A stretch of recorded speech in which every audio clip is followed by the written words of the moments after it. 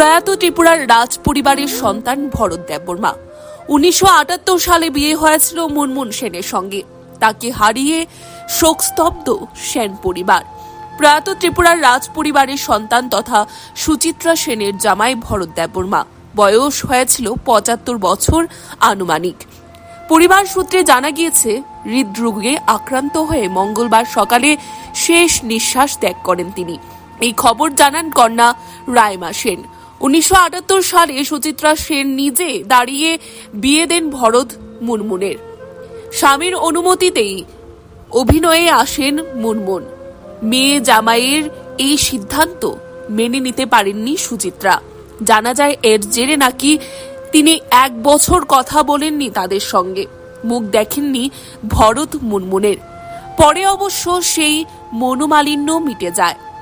অভিনয়ের পাশাপাশি রাজনীতিতেও আসেন সুচিত্রা কন্যা। তখনও স্বামীর সমর্থন পেয়েছিলেন তিনি। এভাবে একসঙ্গে 46 বছর কাটিয়ে দিয়েছিলেন তারা।